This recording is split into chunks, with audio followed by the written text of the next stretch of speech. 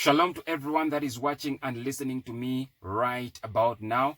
I'm here to bless you. I have another word of direction and encouragement for you. And remember that every single day we are always here to encourage you in the Lord. You are not watching this message by mistake. This video has not been recommended to you by coincidence. There is a reason as to why you are watching this message right about now. My brothers and sisters, my name is Grace, and every single day I am always here to encourage you in the Lord. I also have live streams on a weekly basis where I pray for you and I invite a few people to come and share their testimonies. So please don't miss out on these powerful, amazing words that will lift you up in the Lord. Brothers and sisters, today's word for you is be very careful who you accept. Be very careful what you accept from people. There are people that are going to give you gifts. There are people that are going to give you pictures. Please pray over them. Some of them could be your family members that will give you something on your birthday, that could give you something that belonged to your father. Please pray for them. There is what we call accursed objects. Things that have been cursed. So don't be too greedy to accept something. Pray. When someone gives you something, pray over it. And God will give you direction whether to accept it or not to accept it. Today's word is from the book of 2 Kings chapter 5, verse 20 to 27.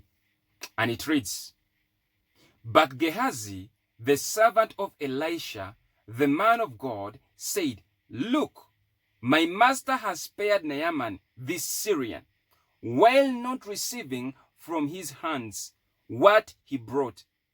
But as the Lord lives, I will run after him and take something from him. So Gehazi pursued Naaman. When Naaman saw him running after him, he got down from the chariot to meet him and said, Is all well?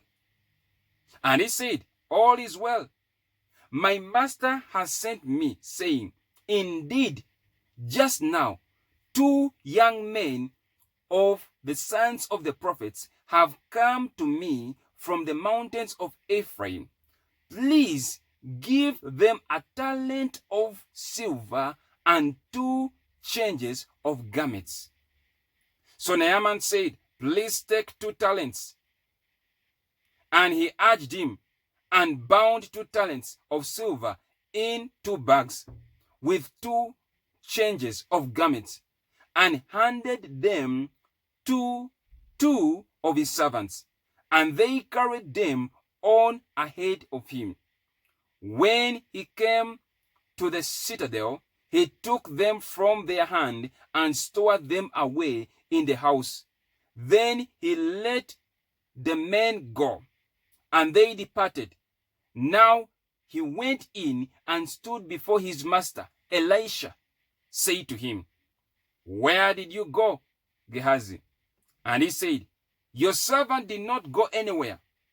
Then he said to him, Did not my heart go with you when the man turned back from his chariot to meet you?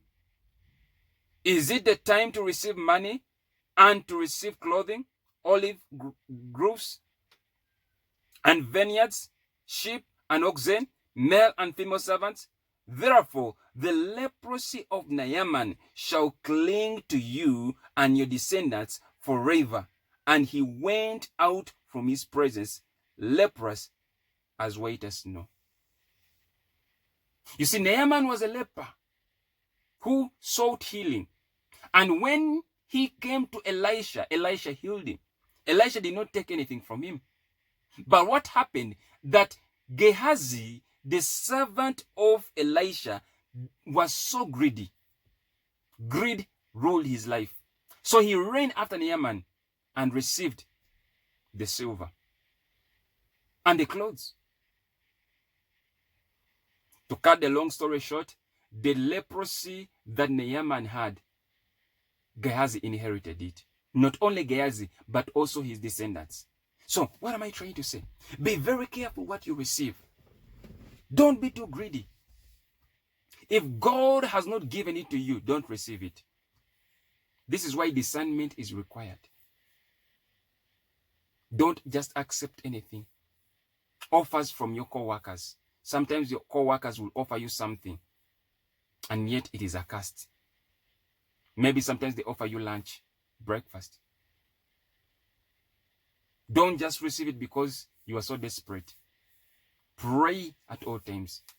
Ask God. The Bible says, ask and it shall be given to you. Seek and you shall find. Knock and the door shall be opened to you.